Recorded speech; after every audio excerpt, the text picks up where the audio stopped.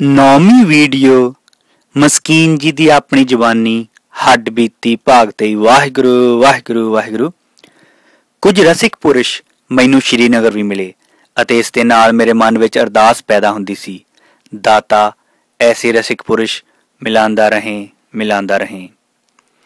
ਅਖੀਰ ਵਿੱਚ ਮੈਂ ਇਤਨੀ ਹੀ ਬੇਨਤੀ ਕਰਾਂਗਾ, ਸੰਗਤਾਂ ਦੇ ਪਰਥਾਈ ਜੋ ਮੈਂ ਅੱਜ ਤੱਕ ਸਰਵਣ ਕਰਾਇਆ ਹੈ, ਇਸ ਵਿੱਚ ਮੇਰਾ ਬਹੁਤਾ ਅਨੁਭਵ ਹੈ। ਐਸਾ ਗੁਰੂ ਨੇ ਮੇਰੀ ਝੋਲੀ ਵਿੱਚ ਅਨੁਭਵ ਪਾਇਆ ਹੈ ਅਤੇ ਮੈਂ ਸੰਗਤਾਂ ਦੇ ਸਾਹਮਣੇ ਰੱਖ ਸਕਿਆ ਹਾਂ। ਅੰਦਰੋਂ ਤੜਫ ਹੈ ਕਿ ਅਨੁਭਵ ਸਰੋਤਿਆਂ ਦਾ ਬਣੇ, ਲੇਕਿਨ ਜੀਵਨ ਦੇ ਕੁਝ ਐਸੇ ਦੁਖਾਂਤ ਅਨੁਭਵ ਵੀ ਹਨ। ਜੀਵਨ ਦਾ 1.5 ਕੁ ਸਾਲ ਦਾ ਅਰਸਾ ਅੰਦਾਜ਼ਨ 90 ਤੋਂ 95 ਦੇ ਵਿਚਕਾਰ ਐਸਾ ਲੰਘਿਆ, ਈਸ਼ਵਰ ਤੋਂ ਨਿਰਾਸ਼ਾ ਵੀ ਹੋ ਗਈ। ਕਥਾ ਸਿਰਫ ਮੈਨੂੰ ਉਪਜੀਵਕਾ ਜਿਹੀ ਲੱਗੀ, ਪਛਤਾਤਾਪ ਵੀ ਹੁੰਦਾ ਸੀ। ਪਿਛਲੇ ਦਿਨੀ ਮੈਂ ਦੇਖ ਚੁੱਕਿਆ ਸੀ, ਜੈਸੇ ਬਾਬਾ ਫਰੀਦ ਜੀ ਕਹਿੰਦੇ ਹਨ, ਜਾਂ ਕੁਆਰੀ ਤਾਂ ਚਾਓ ਵਿਵਾਹੀ ਤਾਂ ਮਾਮਲੇ, ਫਰੀਦਾ ਇਹੋ ਪਛਤਾਓ ਵਤ ਕੁਆਰੀ ਨਾ ਥੀਏ। ਸ਼ਲੋਕ ਭਗਤ ਫਰੀਦ ਜੀ, ਗੁਰੂ ਗ੍ਰੰਥ ਸਾਹਿਬ, ਅੰਗ 1371। जैसे कुआरी सुहागण हो गई, इस ते हुण उस दा कुआरी होना कठिन है। वापस मुड़ना ते मेरे लिए कठिन सी, लेकिन घोर निराशा ने घेर लिया सी। कई दिन मेरे कोलों नितनेम नहीं होया, जिसदा अज मैनू बहुत वड्डा पश्चाताप है। लेकिन कोई 1.5 साल तो बाद मानसिक स्थिति ठीक हो गई ਅਤੇ ਇਹ ਅਨੁਭਵ ਹੋਇਆ ਕਿ ਐਸਾ ਵੀ ਹੁੰਦਾ ਹੈ। ਤਦੇ ਤੇ ਗੁਰੂ ਅਰਜਨ ਦੇਵ ਜੀ ਨੇ ਲਿਖਿਆ ਹੈ, ਪਈ ਨਿਰਾਸੀ ਬਹੁਤ ਦਿਨ ਲਾਗੇ, ਦੇਸ ਦੇਸੰਤਰ ਮੈਂ ਸਗਲੇ ਝਾਗੇ। ਸੂਹੀ ਮਹੱਲਾ ਪੰਜਵਾਂ, ਗੁਰੂ ਗ੍ਰੰਥ ਸਾਹਿਬ, ਅੰਗ 737। ਸਤਿਗੁਰੂ ਰਹਿਮਤ ਕਰਨ, ਇਹ ਨਿਰਾਸ਼ਾ ਦੀ, ਈਸ਼ਵਰ ਦੇ ਪ੍ਰਤੀ ਨਿਰਾਸ਼ਾ ਦੀ ਇਹ ਅਵਸਥਾ ਕਿਸੇ ਦੀ ਵੀ ਨਾ ਬਣੇ। ਇਸ ਵਾਸਤੇ ਜੀਵਨ ਦਾ ਇੱਕ ਕਮਜ਼ੋਰ ਪਹਿਲੂ ਵੀ ਮੈਂ ਪਾਠਕਾਂ ਦੇ ਸਾਹਮਣੇ ਰੱਖ ਰਿਹਾ ਹਾਂ, ਤਾਂ ਕਿ ਇਹ ਕਮਜ਼ੋਰੀ ਪਾਠਕਾਂ ਦੇ ਅੰਦਰ ਨਾ ਪੈਦਾ ਹੋਵੇ। ਅੰਤ ਨੂੰ ਜੀਵਨ ਦੇ ਬਾਕੀ ਭਾਗ ਉਹ ਤਾਂ ਇਸ ਤਰ੍ਹਾਂ ਸਮਝੋ ਜਿਵੇਂ ਹਰ ਇੱਕ ਦਾ ਜੀਵਨ ਹੁੰਦਾ ਹੈ।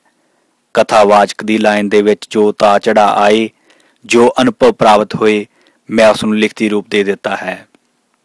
ਲੇਕਿਨ ਇੱਕ ਗੱਲ ਸਪਸ਼ਟ ਕਹਿ ਦਿਆਂ, ਜੀਵਨ ਦਾ ਪਹਿਲਾ ਤੇ ਆਖਰੀ ਇਸ਼ਾਰਾ, ਸਹਾਰਾ ਈਸ਼ਵਰ ਹੈ।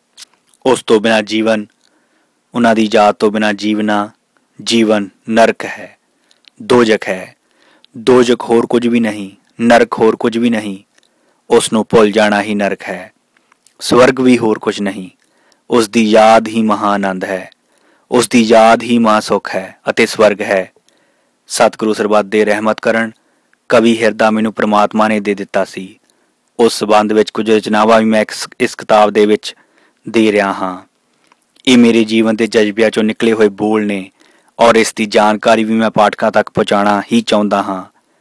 ਅੰਤ ਨੂੰ ਸਤਿਗੁਰੂ ਰਹਿਮਤ ਕਰਨ, ਬਖਸ਼ਿਸ਼ ਕਰਨ ਕਿ ਸਮੂਹ ਪਾਠਕਾਂ ਦੇ ਅੰਦਰ ਰੱਬੀ ਪਿਆਰ ਪੈਦਾ ਹੋਵੇ, ਤਾਂ ਕਿ ਆਪਣੇ ਜੀਵਨ ਨੂੰ ਸਫਲ ਕਰ ਸਕਣ।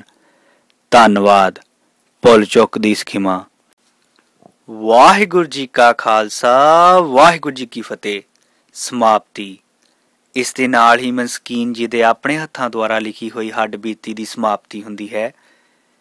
ਇਸ ਤੋਂ ਬਾਅਦ ਅਸੀਂ ਇੱਕ ਨਵੀਂ ਕਿਤਾਬ, ਦੇਸ਼ ਵਿਦੇਸ਼ ਦੇ ਗੁਰਦੁਆਰਿਆਂ ਦਾ ਪ੍ਰਬੰਧਕੀ ਢਾਂਚਾ ਅਤੇ ਪ੍ਰਚਾਰਕ ਸ਼੍ਰੇਣੀ, ਜਿਸ ਦਾ ਜ਼ਿਕਰ ਕਿ ਮਸਕੀਨ ਜੀ ਆਪਣੀ ਹੱਡ ਬੀਤੀ ਵਿੱਚ ਕਰਦੇ ਹਨ, ਦੀ ਸ਼ੁਰੂਆਤ ਕਰ ਰਹੇ ਹਾਂ। ਹਕੀਕਤ ਹੈ ਕਿ ਗੁਰਦੁਆਰਿਆਂ ਵਿੱਚ ਗੁਰਮਤਿ ਦੀ ਗੱਲ ਨਹੀਂ ਹੋ ਰਹੀ, ਰਾਜਨੀਤੀ ਚੱਲ ਰਹੀ ਹੈ। ਪ੍ਰਚਾਰਕ ਤੇ ਰਾਗੀ ਸ਼੍ਰੇਣੀ ਵੀ ਮਾਇਆ ਦੇ ਚੱਕਰ ਵਿੱਚ ਫਸੀ ਪਈ ਹੈ।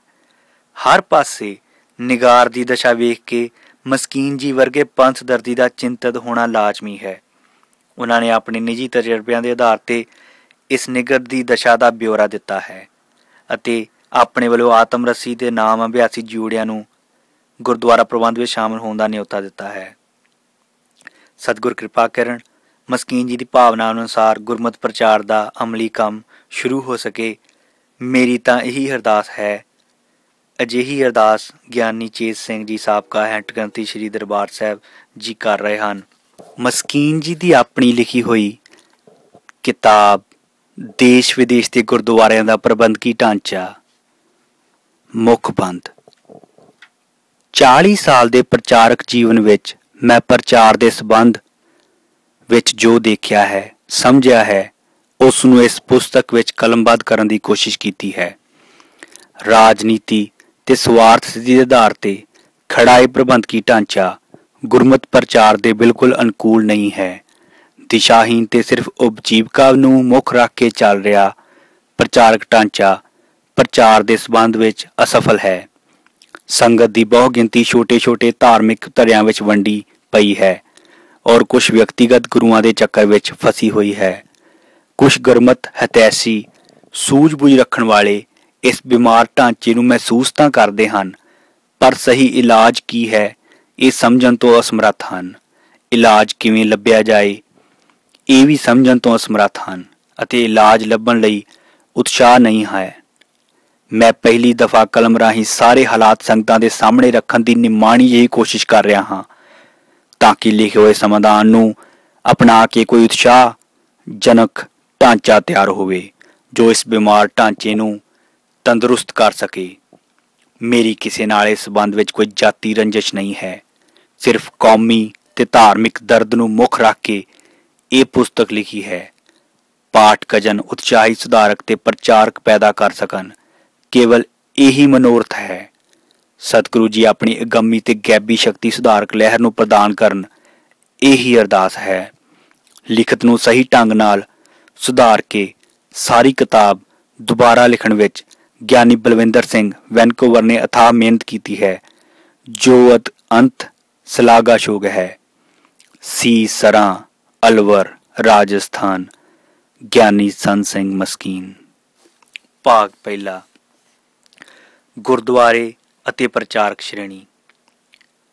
1। ਮਨੁੱਖ ਇੱਕ ਬੌਧਿਕ ਪ੍ਰਾਣੀ ਹੈ। ਬੌਧਿਕ ਬਲ ਦੇ ਆਸਰੇ ਉਸਨੇ ਬਹੁਤ ਵਿਕਾਸ ਕੀਤਾ ਹੈ ਤੇ ਪਸ਼ੂਆਂ ਨੂੰ ਪਿੱਛੇ ਸੁੱਟਿਆ ਹੈ। ਨਿੰਦਰਾ, ਆਲਸ, ਭੁੱਖ ਤੇ ਵਾਸ਼ਨਾ ਪਸ਼ੂਆਂ ਵਿੱਚ ਪਾਈ ਜਾਂਦੀ ਹੈ।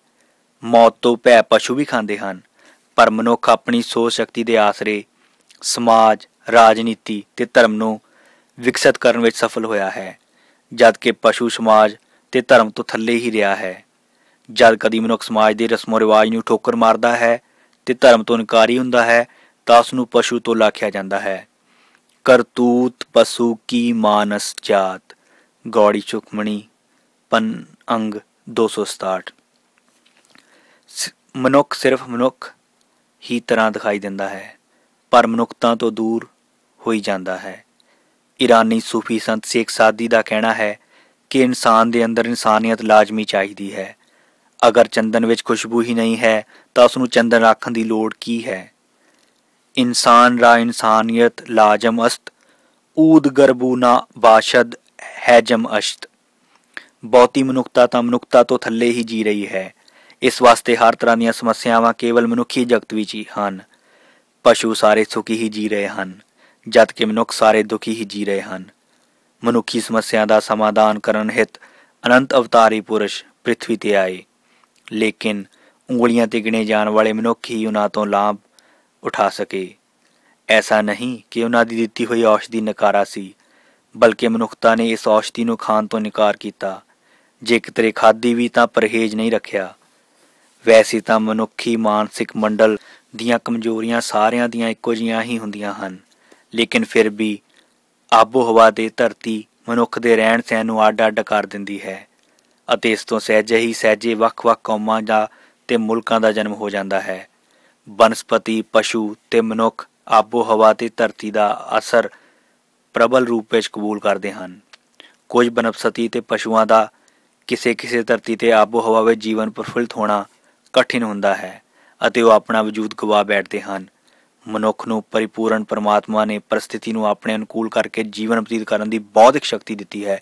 ਇਸ ਵਾਸਤੇ ਮਨੁੱਖ ਵਿਪਰੀਤ ਸਥਿਤੀਆਂ ਵਿੱਚ ਵੀ ਜਿਉਂਦਾ ਵੇਖਿਆ ਜਾਂਦਾ ਹੈ ਅਤੇ ਇਸੇ ਕਰਕੇ ਮਨੁੱਖ ਦੇਸ਼ ਛੱਡ ਪ੍ਰਦੇਸ਼ਾਂ ਵਿੱਚ ਵੀ ਜੀਵਨ ਬਸਰ ਕਰਨ ਵਿੱਚ ਸਫਲ ਹੋਇਆ ਹੈ। ਪਰ ਇਹ ਸਫਲਤਾ ਭੌਤਿਕ ਤੌਰ ਤੇ ਉੱਤੇ ਅਜੀਵਕਾ ਤੱਕ ਹੀ ਸੀਮਿਤ ਰਹੀ ਹੈ। ਅਕਸਰ ਮਨੁੱਖ ਆਪਣੀ ਸੰਸਕ੍ਰਿਤੀ, ਭਾਸ਼ਾ ਤੇ ਧਰਮ ਨੂੰ ਤਿਆਗ ਬੈਠਦਾ ਹੈ। ਇਸ ਨਜ਼ਰੀਏ ਨਾਲ ਮੈਂ ਜਦ ਸਿੱਖ ਜਗਤ ਨੂੰ ਦੇਖਦਾ ਹਾਂ ਤਾਂ ਇਹ ਖਿਆਲ ਬਾਰ-ਬਾਰ ਆਉਂਦਾ ਹੈ ਕਿ ਬਾਕੀ ਕੌਮਾਂ ਦੀ ਤਰ੍ਹਾਂ ਸਿੱਖ ਵੀ ਆਪਣੀ ਭਾਸ਼ਾ, ਬਹੁਰੀਤੀ ਤੇ ਧਰਮ ਕਿਧਰੇ ਪਿੱਛੇ ਤਾਂ ਨਹੀਂ ਸੁੱਟਦਾ ਜਾ ਰਿਹਾ। ਇਸ ਨੁਕਤੇ ਨਾਲ ਮੈਂ ਵਿਦੇਸ਼ਾਂ ਦੇ ਗੁਰਦੁਆਰੇ, ਉਹਨਾਂ ਦੇ ਪ੍ਰਬੰਧਕੀ ਢਾਂਚੇ ਅਤੇ ਸਿੱਖ ਸੰਗਤਾਂ ਨੂੰ ਗੁਰਮਤਿ ਦੇ ਦਰਪਣ ਵਿੱਚ ਦੇਖਣ ਦੀ ਇੱਕ ਨਿਮਾਣੀ ਜਿਹੀ ਕੋਸ਼ਿਸ਼ ਕਰ ਰਿਹਾ ਹਾਂ। ਜੋ ਮੇਰੇ ਅਨੁਭਵ ਵਿੱਚ ਆਇਆ ਹੈ ਉਹ ਮੈਂ ਇਹਨਾਂ ਅੱਖਰਾਂ ਵਿੱਚ ਕਲਮਬੱਧ ਕਰ ਰਿਹਾ ਹਾਂ।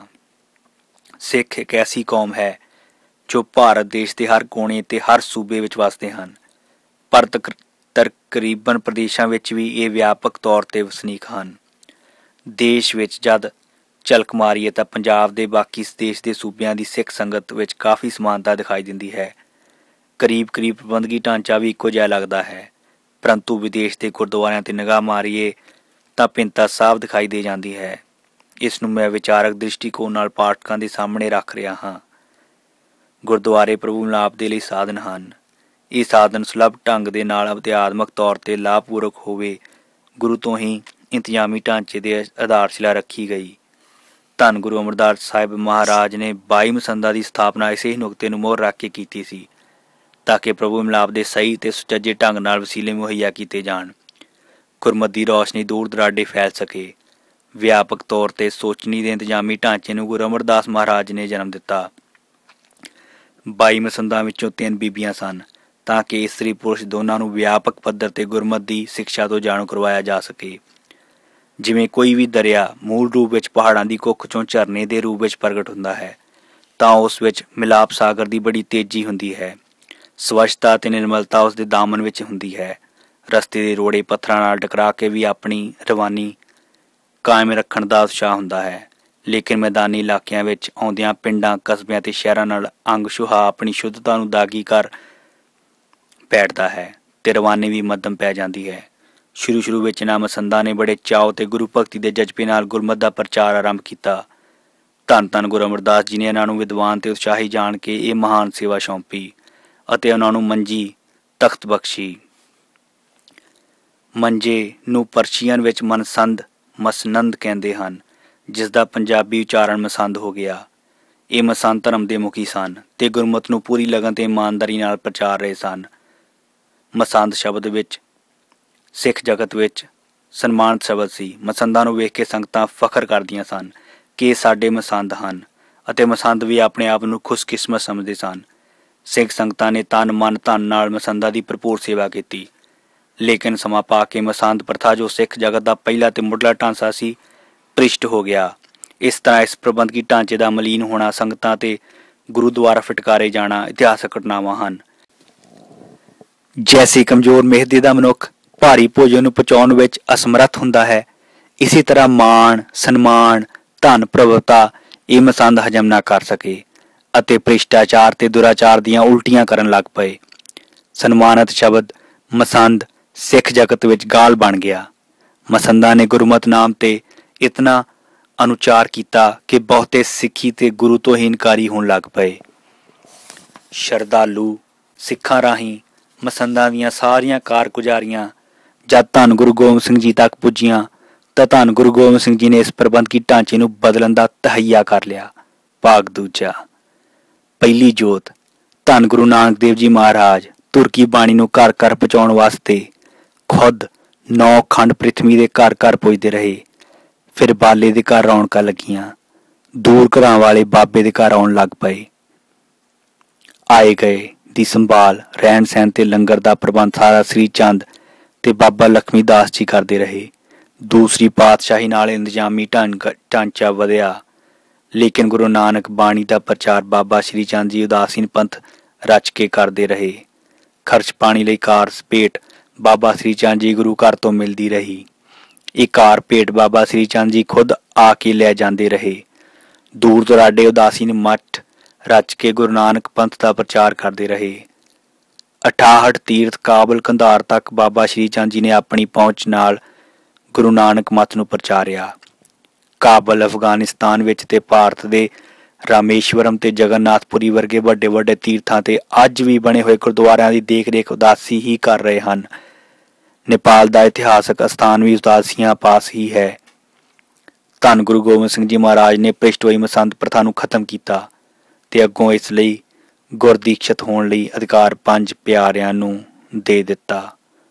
ਚੱਲਦਾ